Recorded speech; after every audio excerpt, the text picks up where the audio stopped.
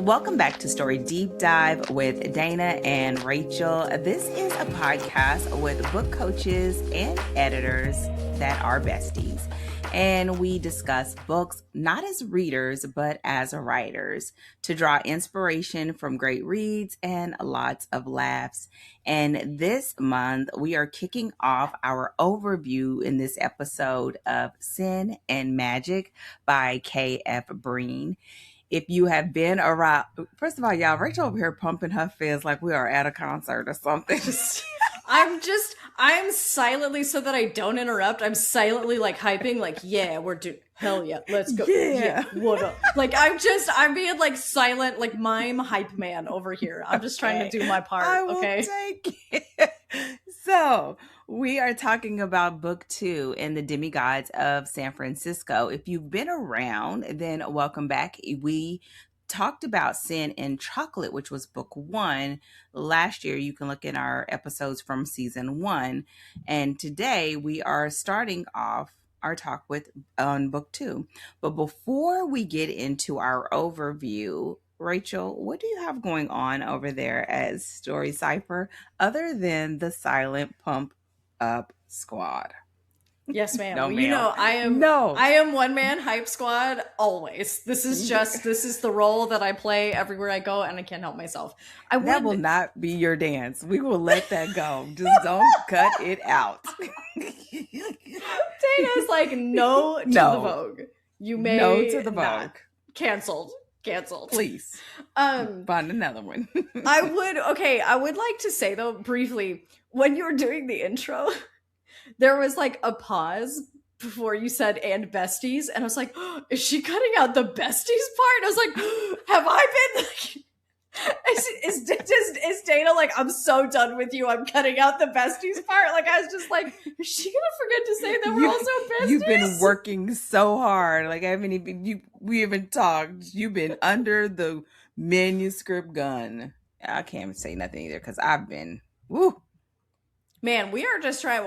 Listen, that's how, like, this, one of the ways that Dana and I are able to gauge how busy we are is, like, the amount of contact that we manage between ourselves. So, like, sometimes, like, throughout life, right, like, we both have, like, our busy seasons, and, like, one of us will sort of be, like, a little bit slower to respond, or, like, it'll be, like, just a little bit, like, hit or miss. But when we both get busy, it is like, hey, are you still out there somewhere? Are you in Houston somewhere in the world? Like, are you, hello?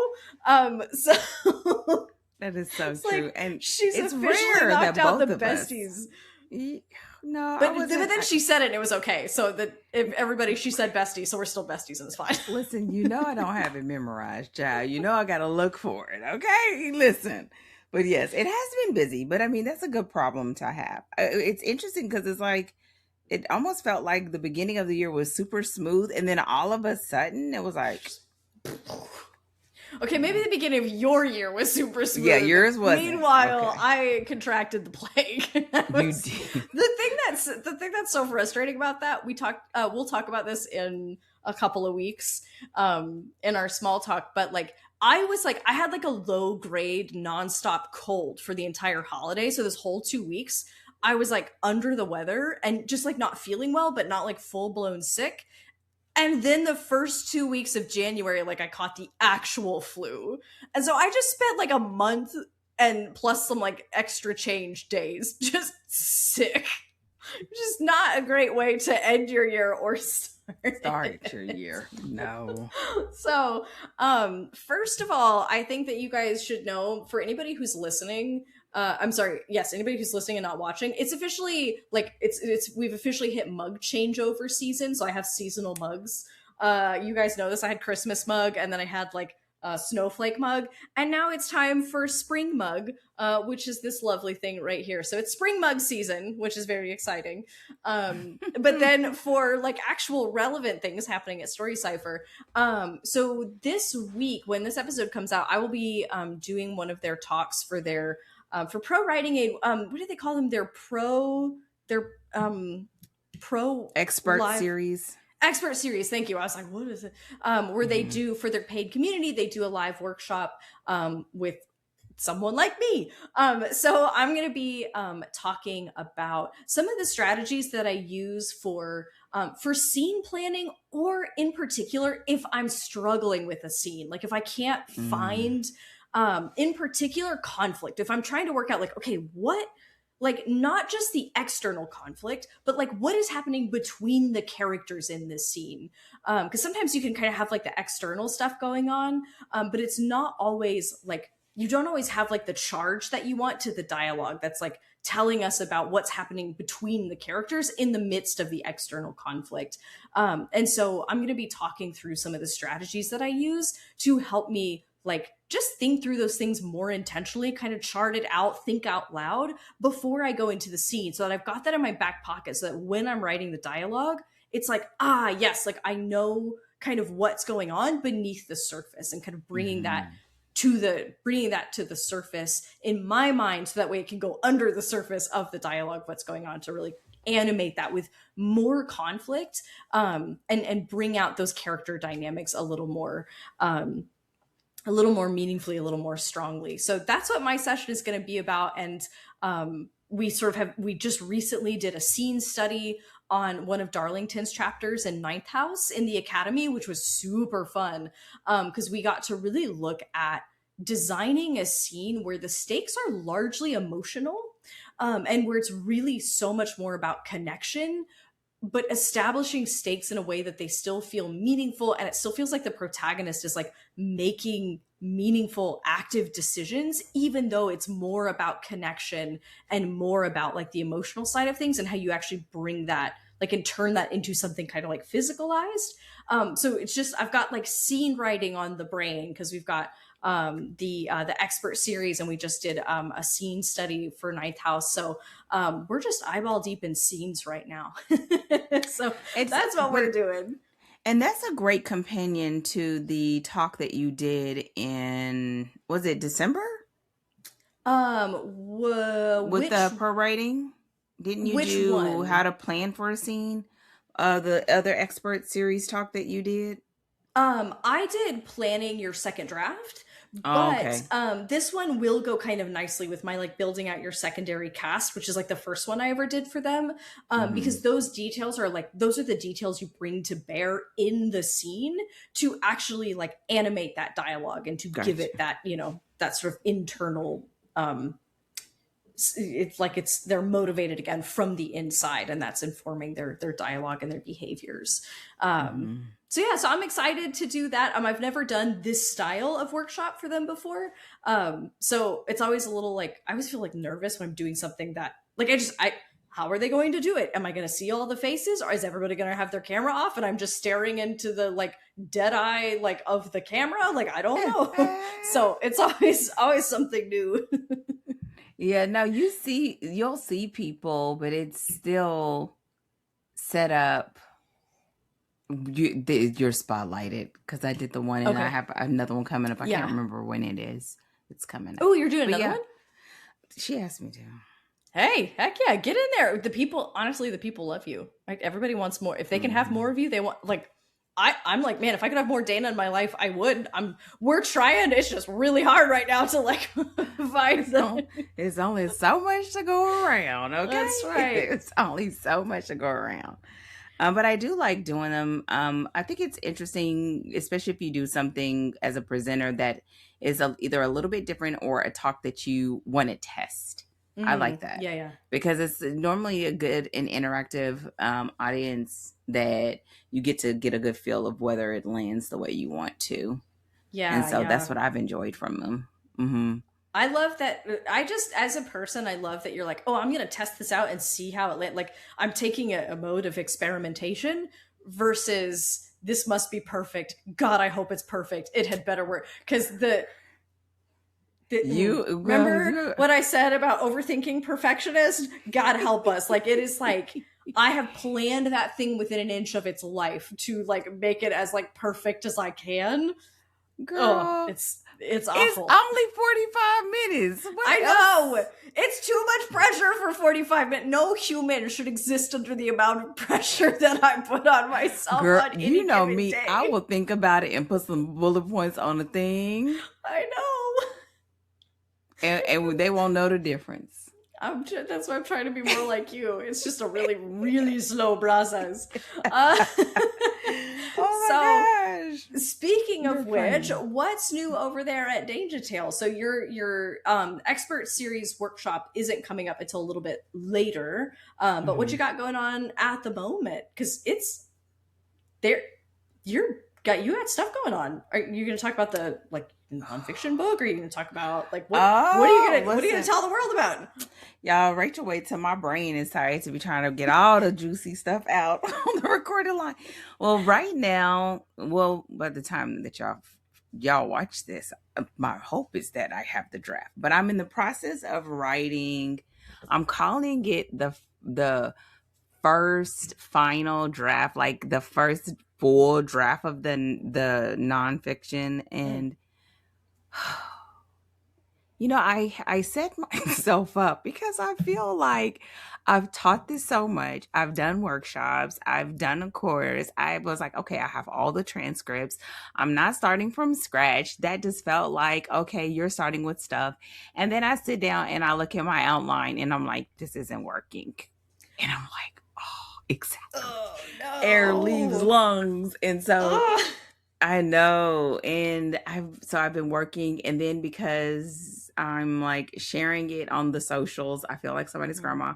I realized that, again, like I told y'all, I'll tell y'all in another one, can I just hide in a corner with a book is how I feel, because it's interesting. I feel totally 100% comfortable with writing fiction and writing a romance novel. This, not so much. If you ask me to build a program from scratch, you've done that half a dozen times at least. A million times.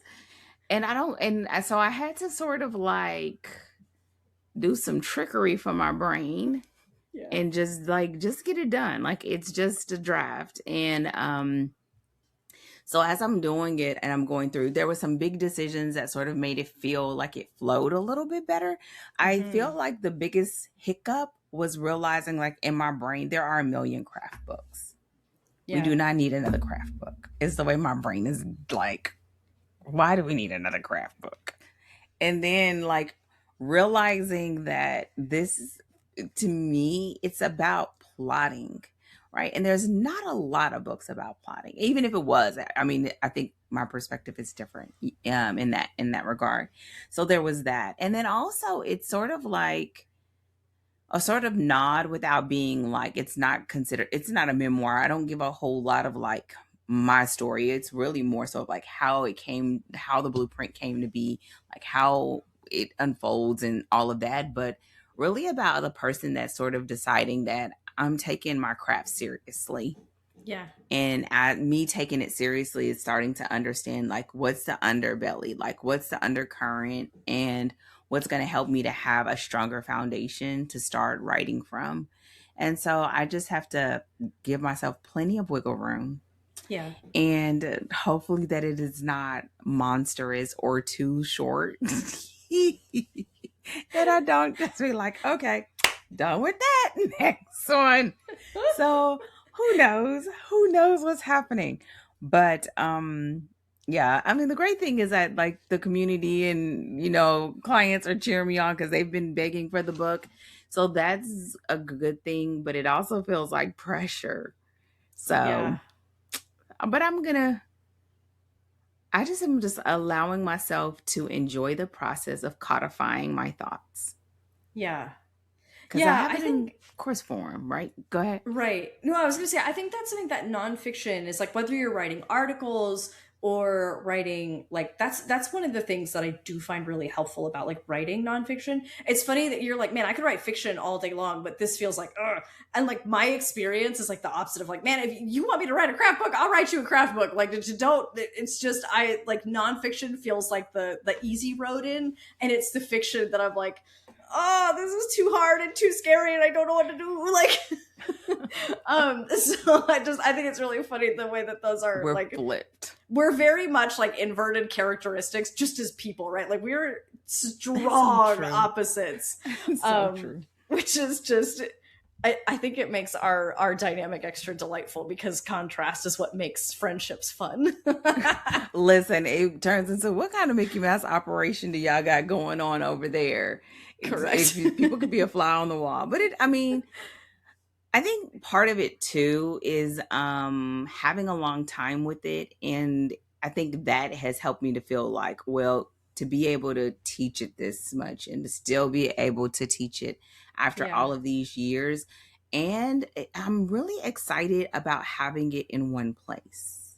Yeah, where it really is just sort of like all brought together. And again, like you said, and again, then that's the thing about nonfiction is like, and this is again why writing articles is can be so helpful because you are codifying a train of thought, and then that goes kind of like triple when you're doing a nonfiction book, and you sort of can bring it all together, and you're kind of like you're able to make all of those connections kind of explicit and contained within like an artifact that you can give someone to guide them. And Mm-hmm. it happens in a unique way when you write it as a cohesive whole, because it is a cohesive whole as a course, and then when you sort of translate it into a written artifact, it becomes like it allows that thought to sort of like solidify in a new way. Mm-hmm. Yeah, I agree. And, we'll see. Again, my goal is having the draft by the end of this month. And at the time of this recording, I'll have some extra writing time like this week just to dedicate to it because the boot camp sort of just threw everything for a loop. Yes. So, but yeah, I mean, I'm excited. I don't know what to expect other than I will get it done. And Yeah. the fact that I have committed, whereas in the past I didn't even want to do that. So I was gonna say this is actually like a huge deal because you've been wanting to do this for a yeah. while. Hmm. Um, uh, Maybe not since we've known each other, but Yeah. since early in our friendship, you have talked about wanting to write this nonfiction book, and now it is actually happening. Like the book is actually being drafted presently, and Hmm. that's a big moment, right? Like it's really happening. And I know, of course, like when you're writing like a first draft, it doesn't feel like wow, it's really happening. You're just like, oh no, It but it just, is a huge milestone on that goal that you have had for quite a while. yeah. Yeah. Right now, I'm just like, yeah, it's, it feels like that. I think, I don't know. It's one of those things where you can, I don't know.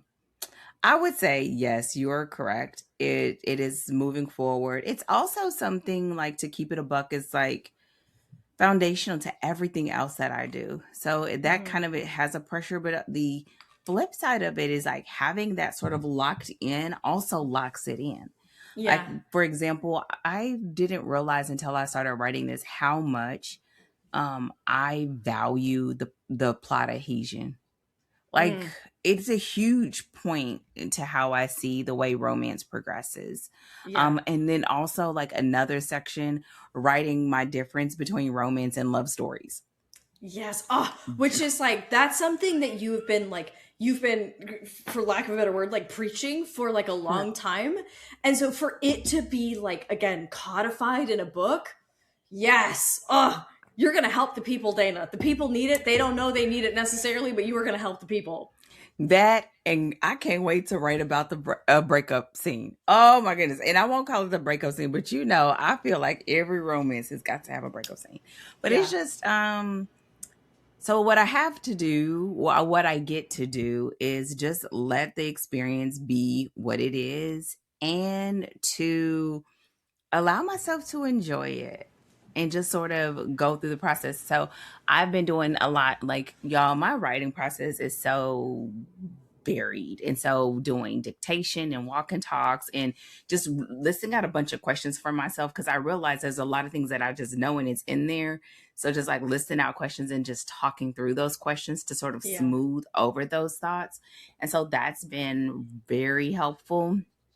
And I listen, I feel like those people when they say that they look forward to having written, Having done the thing. yes, Yes. that's what I You want. know, And there are those things in our lives too, where we're like, you know what? The thing I'm most excited about is having done it, being finished with it. I'm like, I have the other stuff. Like, that was the other part of the, which we'll talk about in a future episode, but the boot camp experience, that how much people loved the resources, but a lot of that was because of working on the book. Finalizing the resources really was helpful to sort of lay out the differences and where the acts break and why is different. And so, yeah, who knew I would start this year off like this? I did not. I'm not gonna lie, 2026 we're not that far into it. It's shaping up to be a big year. Girl, it's like, for real? This is what we're doing? And the answer is yes, yes, and yes. Never a dull moment. Never.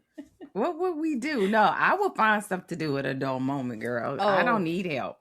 I will be painting and quilting. Listen.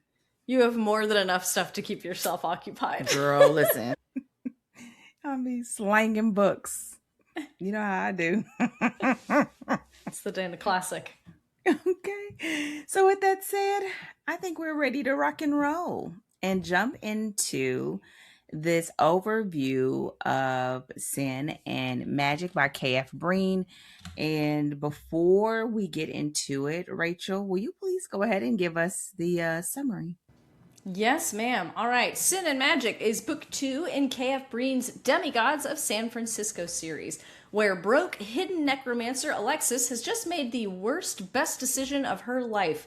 She's agreed to work for Kieran, a dangerously powerful demigod, to find and free his mother's trapped spirit before his vengeful father discovers their plan and kills them all.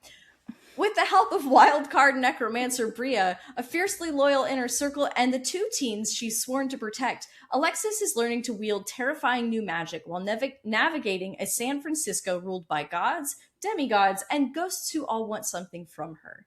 It's a slow burn paranormal romance threaded through with found family, secret missions, and an off-page villain whose shadow shapes every choice the characters make. So, as we jump into this discussion, what are some of the things that you'd love to sort of kick off our discussion of Sin and Magic? Yeah, so for me, and this is the thing that has probably like been my focus throughout the entire book, is like I really have been fascinated by how it functions in as a part of a series. Now, I do want to just sort of say it's like worth noting this book actually, like, you could read it and not have read the first book and be like, within the first chapter, she catches you up on everything you need to know.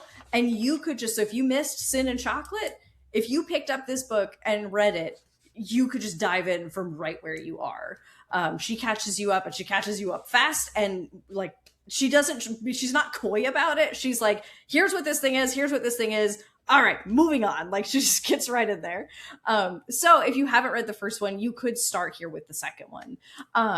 But one of the things, this is like partially my point, and also like kind of a question that I want to pose to you about the fact that, so this is a romance following a single couple across 6 books, which is very unusual. So I just kind of want to talk to you about like, what do you normally see in romance, right? Like, what are some of the usual options that people have?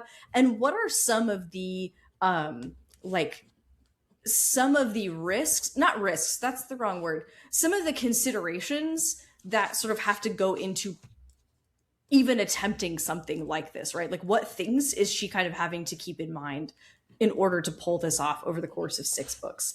But for my part, I also am just going to talk a little bit about when you're thinking about like a running series versus a serial style. Because normally if you have a series that has 6 books in it, it's more of a serial style. Each one is a standalone. And so I just want to take the opportunity to sort of compare and contrast those options and what some of the sort of relative risks and rewards you might say for choosing one over the other. And so that for me, like, I really want to sort of like, to set up this conversation, this is my opportunity to kind of pick your brain to talk about what is unusual about this book and what people might want to know, since we're talking about it on the podcast, and also like I don't super recommend doing a 6-book series following the same couple. But what she's doing and what she has to do in order to pull that off. So I'll be talking mostly about this as a book too, and asking you a whole bunch of questions, because it is, again, romance specifically and following the same couple, which means we are like stretching that burn out for like a minute. So that's sort of where my zone is going to be. What do you have on your list that you want to talk about to prep everybody for the upcoming conversation? I'm like, first of all, your list is super long. Okay. I think it's one thing. No, I broke your list down to 5 or 6 things. Okay, I have one bullet point that has like, here's a couple things to think about underneath that bullet point. Okay. Longo list. Go ahead. So, okay. Right, just go ahead. I think it's going to actually fold around some of the things that you brought up, and you already know, like, kind of throw the questions out. And instead of like going down each one of them, since I'm sort of like moderating the discussion, we'll just fold yours in. I think the thing that you sort of kicked us off with, and it sort of will fold into mine, is remembering that this is a romance. It is a romance series, but it's not like your typical series. Many romance series may have several books, and you have different things that connect them. You may have your overarching plot, but typically you'll see that there's a different romantic couple per book, right? It's not usually one couple, the same couple across the book. For many reasons, but primarily because the reader expectation for a romance is a happily ever after, and a couple that has been stretched out over several books have not had their happily ever after because the story is still continuing, right? So it's not common. And when you do typically find something like this, especially if you're talking about in the case of this being a paranormal romance, I would say paranormal romance now would be adjacent to what some people may think about when you think of a romantasy or romantic fantasy. Even though at the end of the day, it is still a romance, right? Yeah, and it's the fact that that sometimes what you will find is that if you do have a situation where it is the same couple, you usually will find them in a trilogy. Now, with trilogies, it's very common when you think about fantasy, again, noun, romantasy, that's sort of borrowed from fantasy. But it's not as common in romance because of that happily ever factor, and the fact that you're taking this couple that we are here to see them get together and walk off into the sunset, and you're stretching it across 3 books. So let's just say figuratively, if this was a 100,000 word book, you're stretching that romance out to 300,000 words. And it's like, okay, what are we going to be doing to hold them for 3,000 words for this one couple, right? So to enter into the Demigods of San Francisco, and you have one couple, 6 books, pretty nice size length books. It is very uncommon. I don't know of another. The best that, I'm sure if you gave me some time, I could find another one. The best that I could think of was that there are some series that will probably blend between the PNR and the romantasy, in that it is maybe 2 books, 2 trilogies in one series. And typically when you say a series, is that there is some connecting factor. That connecting factor could be the overarching, an overarching plot.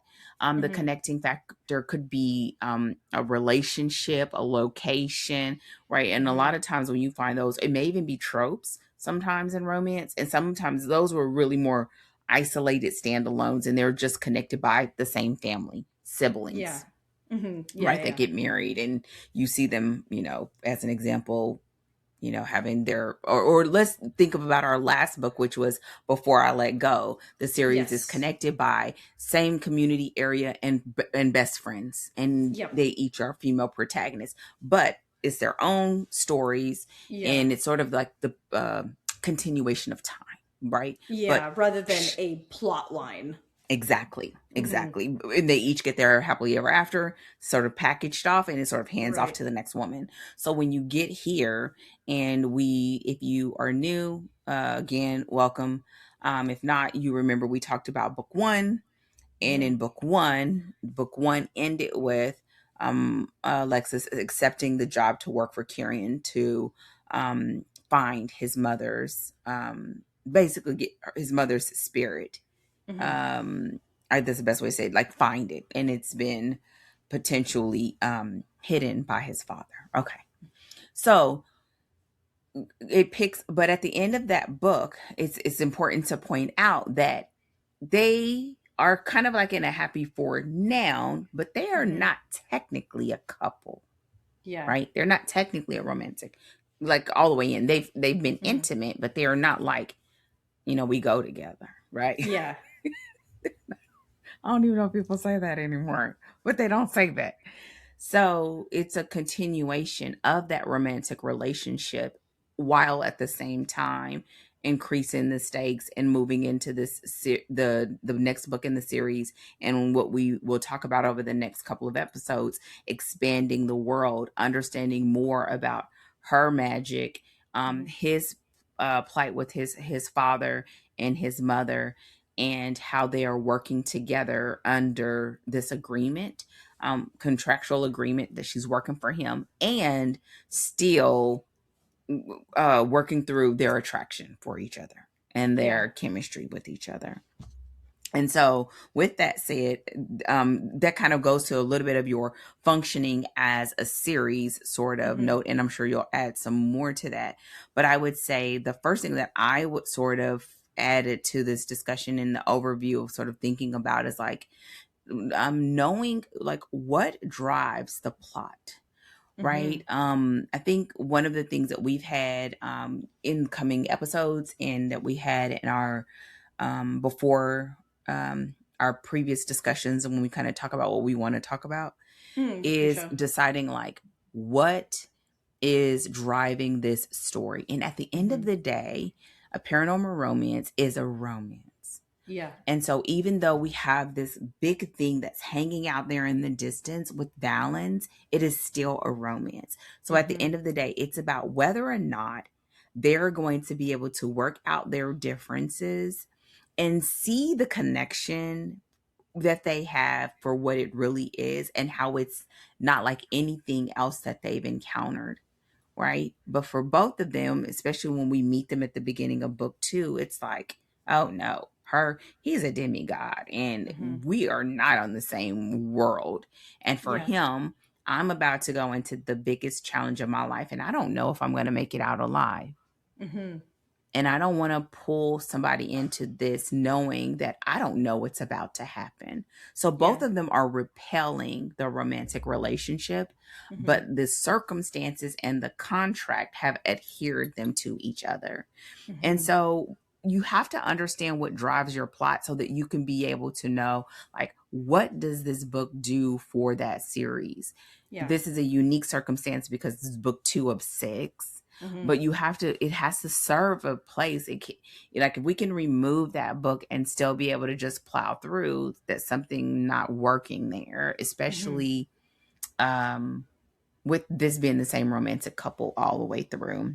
Yeah. And I will pause there because I sort of did my 1 and 2 just so that you can talk about, what you wanted to add there. Yeah, well, I just want to take a second just to sort of like, you started on the point, and I might be sort of like getting out ahead of it by highlighting it. But I think you're getting at something really important that that I find that people miss a lot, right? If this is an anything romance, the reader you are attracting is the romance reader. And so that means that the primary promises of the story, even if it has an external sort of like driving like plot force, the primary promise, the primary through line is we are here for the couple and to see them overcome whatever challenges in order to be together. And that's really important because because of the way that you market the book, and knowing that you are getting if you put the word romance in it, Like if it is a romance of some kind, knowing that you are then attracting romance readers who are showing up for romance plus whatever other thing, right? Historical, mystery, right? Mystery romance is still romance first, mystery second. Paranormal, like whatever that thing is, but romance is really what people are showing up for. And then the other thing is sort of like um oh man, I don't want to say like it's like the flavor of romance, right? Mm. So that Go ahead. I'm sorry. I think what I'm thinking about is like the romance is the central thing. And then there's like a secondary thing that's like your vehicle or your container, but the romance is the thing, right? It's the thing at the center that is the promise that people are looking. They're still looking for, if you make a promise about there's a mystery, the people are still going to be expecting at the end, we find out who did it or we find out the truth or whatever. But like the primary driver being the romance. And I think the reason that's important is because you are by labeling romance and by saying you're writing a romance, you need to know who your story is catering to and what the audience is looking for, if that makes sense. It does, but I will say right now, a lot of that is murky because I don't think people always label it as a romance, but because a romance is prominent in the story, outsiders will market it as a romance and it's not really a romance, right? Oh, and so for sure. So I think sometimes you can even see that in because I think a romantasy is different than a fantasy romance. Yeah. The way that I would say the fantasy was first, and a lot of times that means the romance is a secondary plot. But Yes. I think here's the deal. Tomato, right? Because at the end of the day, people could call it whatever they want to. The risk that you run, though, is the fact that you attract the wrong audience. And then the expectations are not met because you didn't realize that there were expectations there. Yes. Yeah. And I think that's the thing that normally gets people. Well, I'm not going to talk about books that you see it. So, and that kind of goes to my book too, is like, we've had this discussion before, like offline, where it's like, as a fantasy reader, you see one thing. As a romance reader, I see something else. And paranormal romance is romance, right? And so what I would say is that, even if, like what you said, there is a strong external arc, and it should be. Why? Because most people are not here just to see them fall in love. Something's got to be happening We need to something move the else story happening forward. along the Exactly. way. Yes. You need an external plot to move the story forward. And here, the lurking threat of Valens, but the specific external plot here is with finding his mom's spirit, is what's helping us to pace, and is what is adhering them together so that they are trying to work together while pretend they're not falling for each other. Right? It's a forcing function. The proximity causes sort of like them to steep in this situation, right?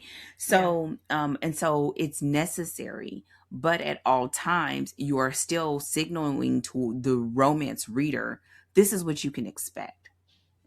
And when you have a book like this or a series like this, where at the end, technically each one of those books are a happy for now and not a happily ever after. And she does a great job of that, which we really don't talk about that part, but she does a great job of that. And so I think that's the thing. And so understanding, and this is kind of was my little caveat or little piggyback or squirrel moment of my second point, which is, what is your brand promise and what is your reader promise for that story? And is it that they are going to get this romance, or are you in this case selling them? You didn't say it was a heist, but let's say somebody says like a heist or or something else. I don't know what else. It could be action. It could be an action adventure.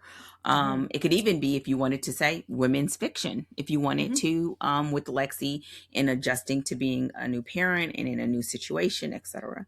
And so, understanding that, and what it does is on the romance side, it sets up the flow that is common to and the infrastructure of romance. And for the reader, it sets up a set of expectations that have been here since been here. Okay. Yeah. And so you can fight against it if you want, but if you decide to fight against it, just don't call it a romance. Call it a love story. Call it, they like to dibble dabble a little bit. Call it something, but just don't call it a romance.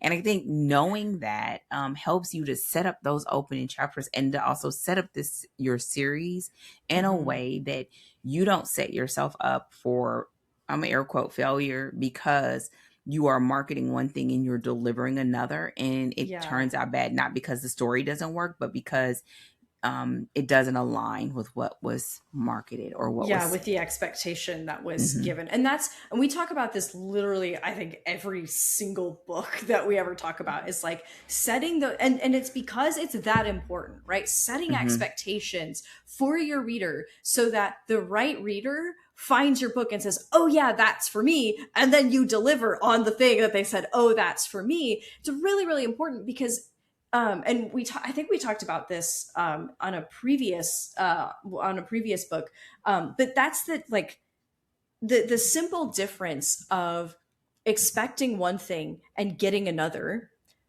Like if the reader had known what to expect, there are books where they might have actually liked the book if they hadn't felt like they got something different than what they were promised, right? But that experience of I came expecting one thing, and then I got something else, and then you just sort of feel like, what is it? Like, what just happened? Versus this is a story that I was interested in, and it's the story I got. Like that can be the difference between a 1-star and a 5-star, right? Perfectly. Simply because what they were expecting is not what they got. So it instantly feels disorienting.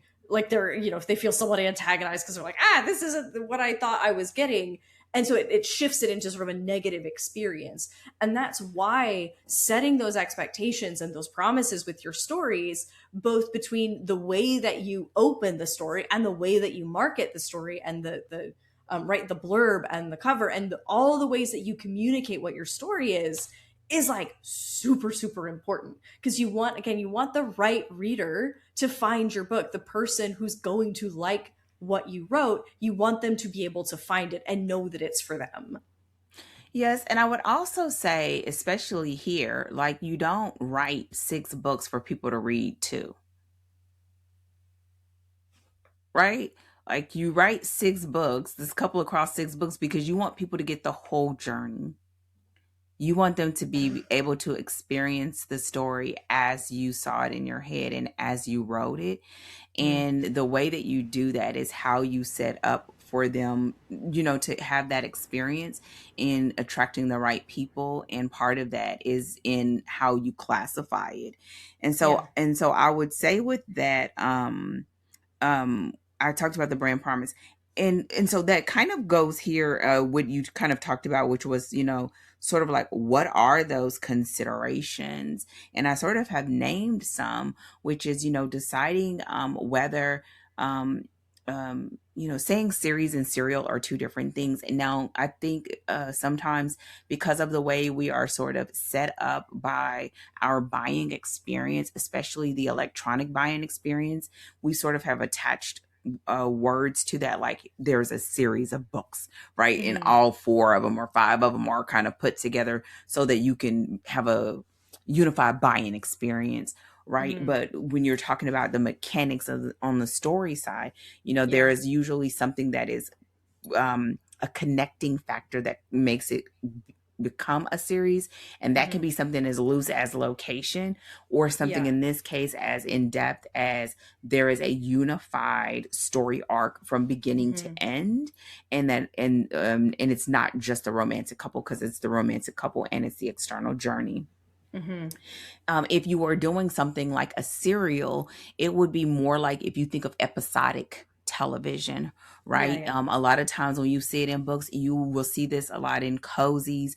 You will see this a lot in some of those thriller series or the suspense series where you have a single protagonist that's doing, I'm thinking of Reacher and for sure. Right. They're individual adventures that happen in the same world Usually they follow the same protagonist, Mm-hmm. but they're self-contained, even Mm-hmm. if there are elements that might build over the course of a series, like a growing Exactly. relationship as a minor subplot, or minor changes in characters who like secondary characters who grow or move or become like more significant characters or whatever. So there's like minor changes across a serial, and I think that to just add in there, the pros of that means that you can kind of, because it's a standalone, it's like self-contained, you can follow the class, like you can escalate that story all the way to the maximum stakes for that story, and then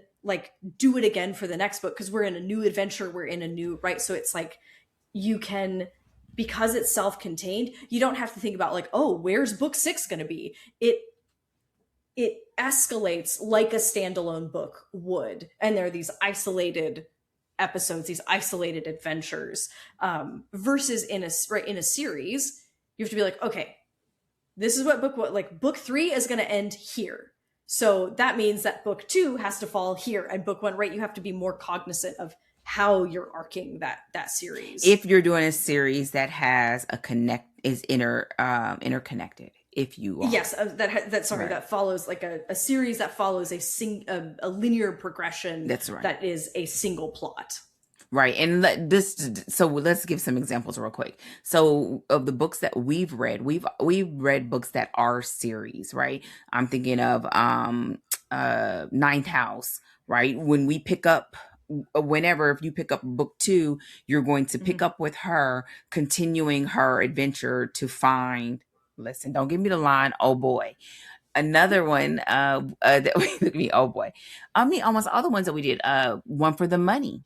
One for the Money. Now that's almost a different style. It's serial style, exactly.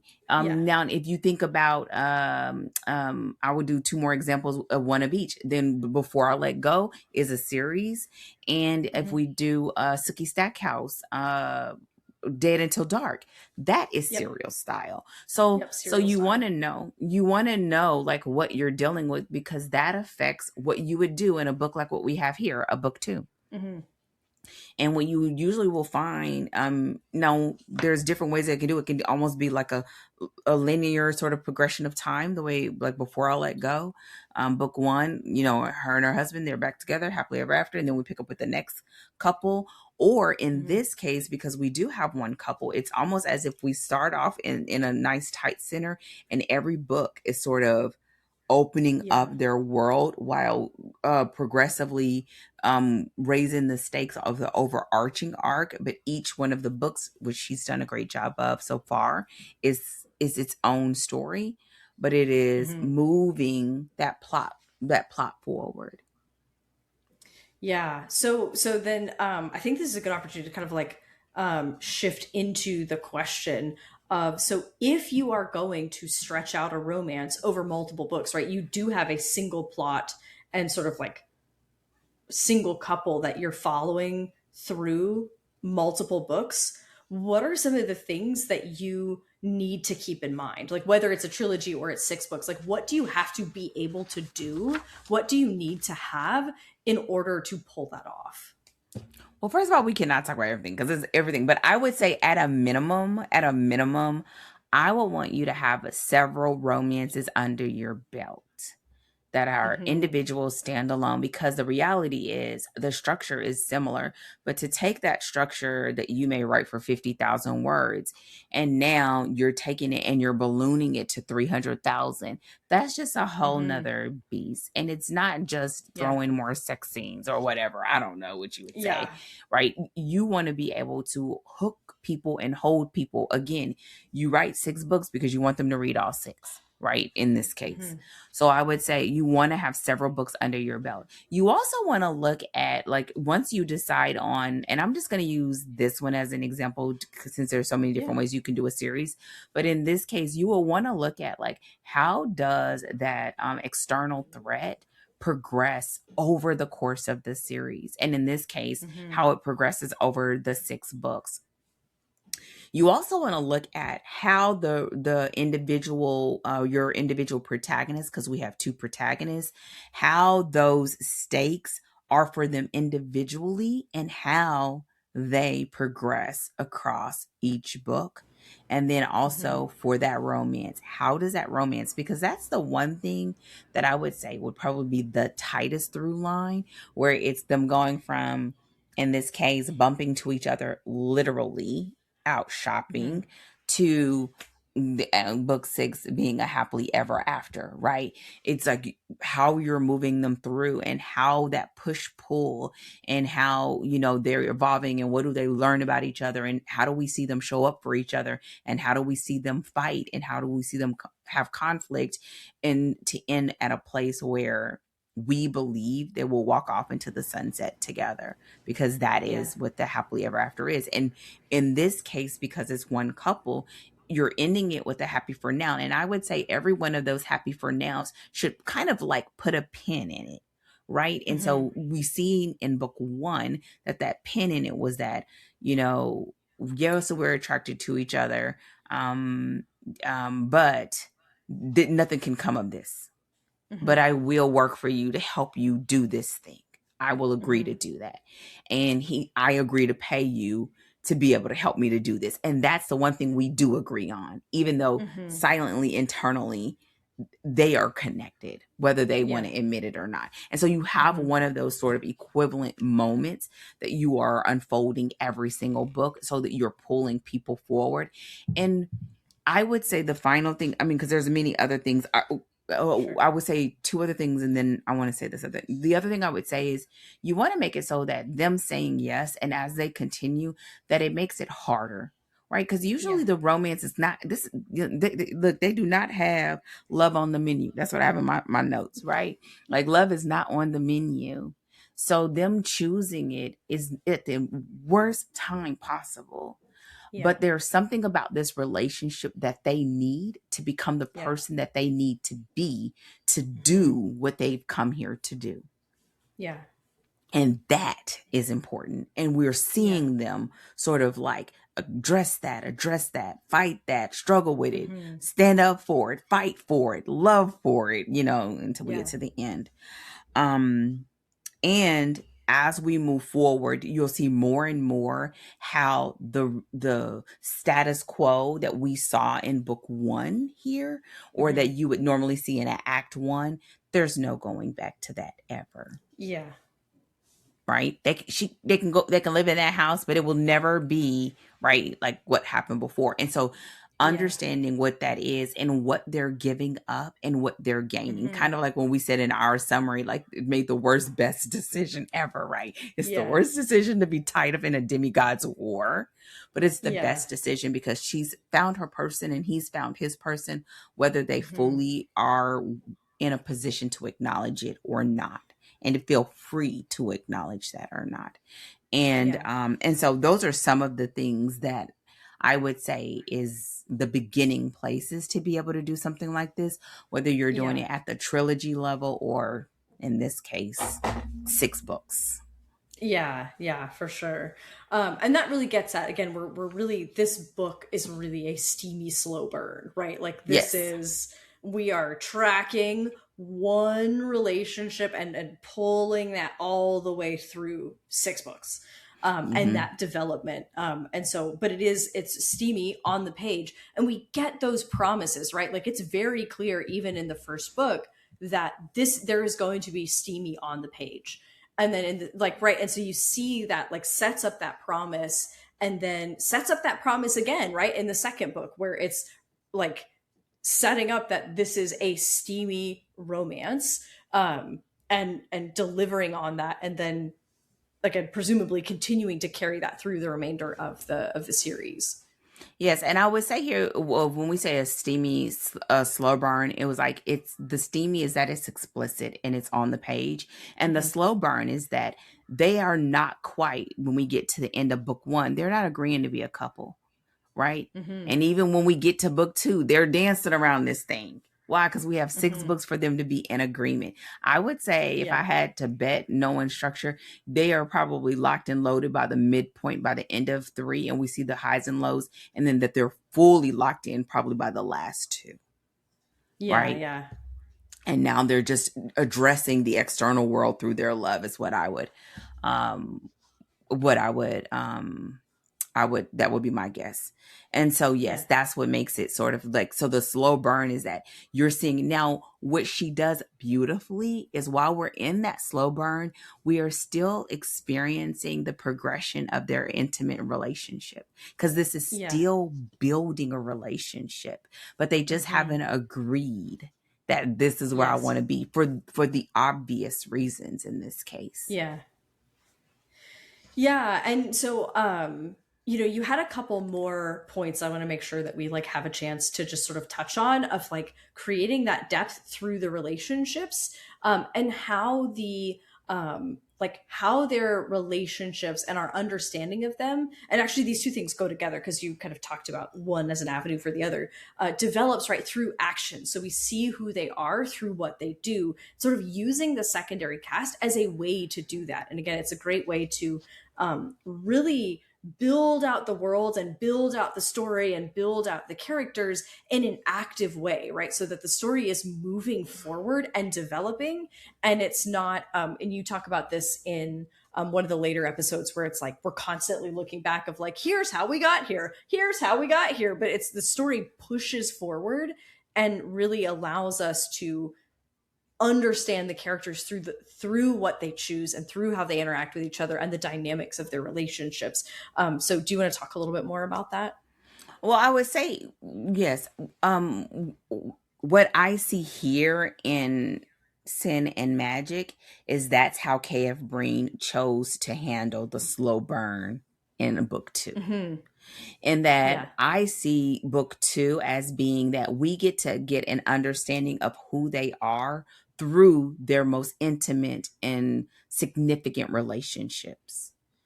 We see the good and the bad, right? For Kieran, we see his relationship with his mom and what he's willing to do for his mom, and his relationship with his dad and what he's willing to endure and go through with his dad, and his relationship with his six, and even vice versa, what they're willing to do for him. And we see for Lexi that she pretty much has been hiding, but what she'll do for Mordecai and what she'll do for Daisy. And I sort of express that this book 2 to me feels like the greatest sort of rendition of showing versus telling, because we are seeing who they are through their actions, and it's through the lens of how they care for others. And we even see it in how they look out for and care for each other, even when they are saying with their words, this is not going to work.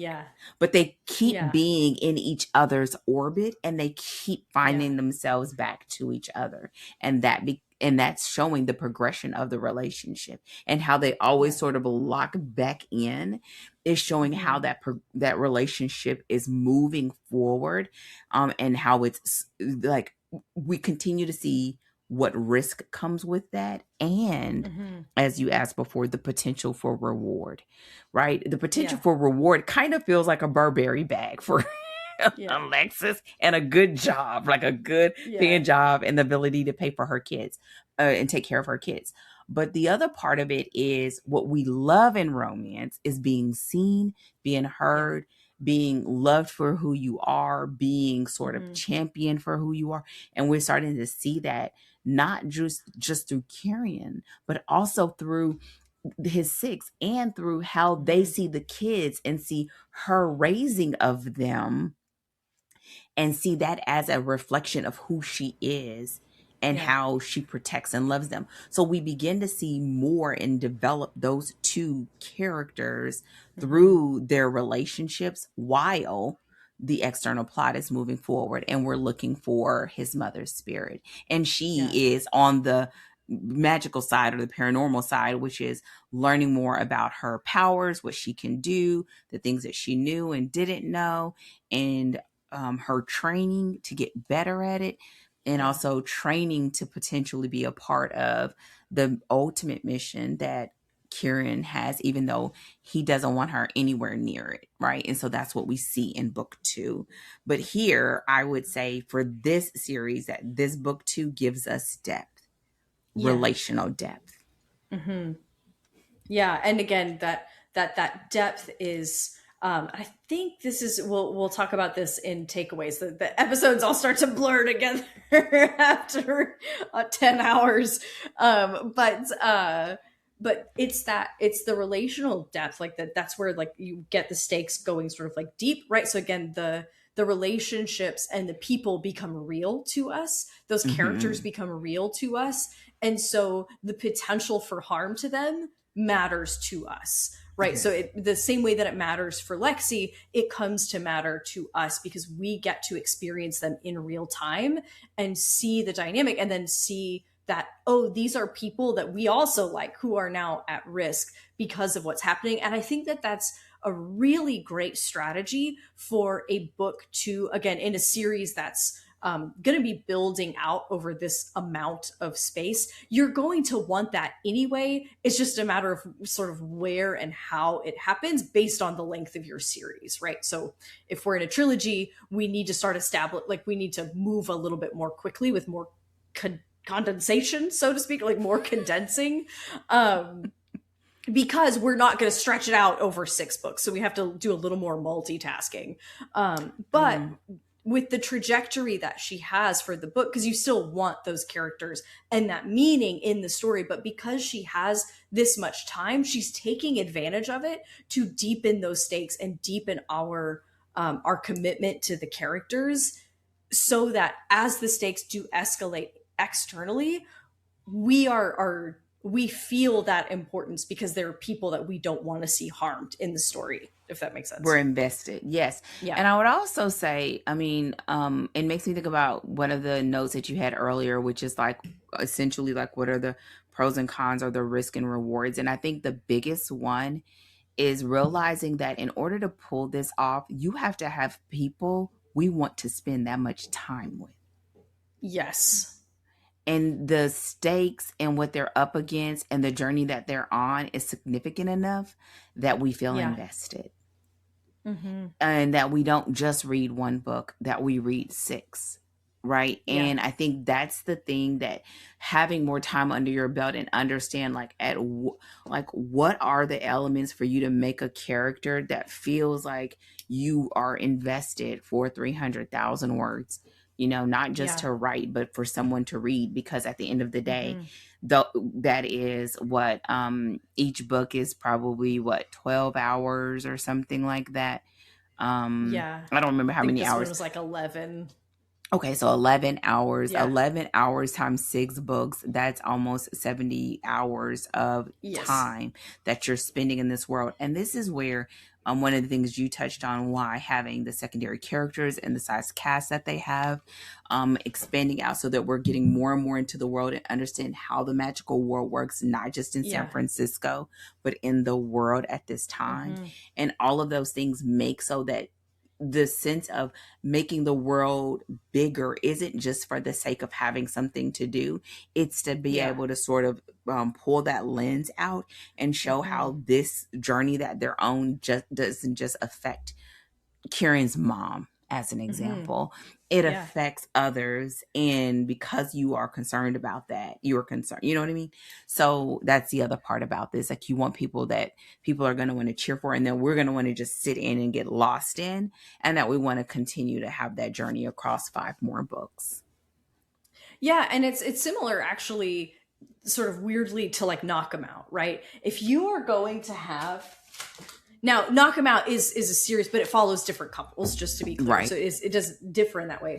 But if you are going to have this much, and this is sort of like generally sort of rom-com, contemporary romance sort of territory, I guess more rom-com than contemporary. I'm not sure how I would say hard rom-com. those delineations are. Okay, rom-com. If we are going to spend 500 pages in a rom-com, we need to really want to be in, if not just if we're going to spend 500 pages in a rom-com, but if we're going to do it 2 times more after this, like once, and then we're going to spend 2 more 500 page books in a rom-com, we have to really want to be there. It's a similar thing of like, if we are going to spend 6 books in this world with these characters, we really need to like want to, we're the literally like your reader won't continue reading if they don't want to spend 6 books with these characters. And so that becomes with these characters and in this world, and again have enough curiosity about the story, right, to want to keep going. And I think that she does such a really nice job of again developing one piece at a time of this overarching story of Valens. And like we know that Valens exists, right? Book 1, we know that he's not great, we know that much. And then in book 2 we're like, ooh, oh no, he's really like, he's up to something not good. And they're just at the cusp, Lexi at least is just at the cusp of kind of getting involved with whatever it is. And then we're going to see more of that in book 3, and right, it's going to keep building. And she does a really great job of, with every book, building up that storyline of what's happening with Valens and the overarching effort to, again, I'm assuming overthrow him is all the vibes I'm getting, but I haven't read the whole series, so I don't exactly know where it's heading.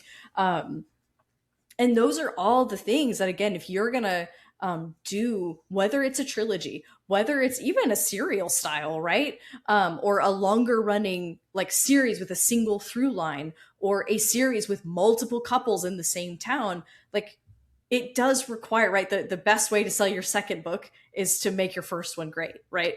Your first book is your best way to sell your second book, or however you say. You have a really clever way of saying it. It's fabulous. And but it works both ways. But right, no matter what that is, no matter what style you're kind of going for, if you're going to set a book in any kind of series style, whether it's serial or otherwise, that is the task, to give the reader characters that they and a world that they want to keep spending time in, and that they will keep showing up for. And again, that just goes double when you're going to do it over 6 books, which is just will continue to be bonkers to me, because point being is that this is not especially common. It's doubly not common in romance. So this is really, I find this series a fascinating look at, whoa, you went for 6 books, like how did you do it? What are you putting in the books? And so watching it unfold is really, really interesting, just from like a writer and an editor perspective. Well, I'll be keeping you posted because I'm almost done with book 3 and I'll be starting book 4. And so I will definitely keep you posted. I think we've covered everything that we had on our notes for the overview. Was there anything else that you wanted to touch on before we close out this episode? Nope, I hit all of my bullet points, all 5 of them. You did. I got them. I would say in closing, know that just like our other books, this is not an exhaustive conversation. This is our first book too. And I think we both agree she does a great job. I think we do have different like lenses on what we thought were strong parts and which ones we thought could have been shored up. But overall, like we're in agreement that this book really works. And I think it's a fantastic demonstration of how to have a book 2, whether you have 4 more after or you just have 1 more after. I think if it would have been 1 more after, it would have been probably a little bit stronger, but whatever. Yeah.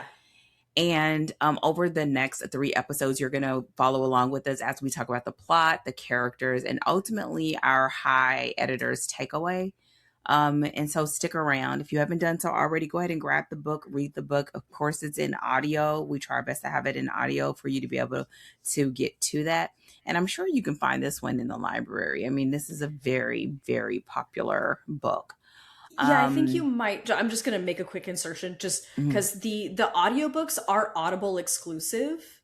So that's just something to know for the audio, but I'm pretty sure you can get the at least like the ebook through your library. But that's one thing that I notice about this particular series is that it's Audible exclusive. Okay. Well, now we know.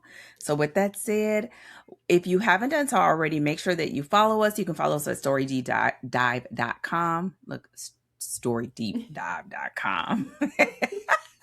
thumbs up, heart, leave a review, and definitely let us know if you have any questions. We like to look for those when we get ready to do any of our bonus episodes. We will see you next week where we'll talk about the plot in Sin and Magic by K.F. Breene. Thank you for joining us. Take care. And as always, happy writing. Goodbye.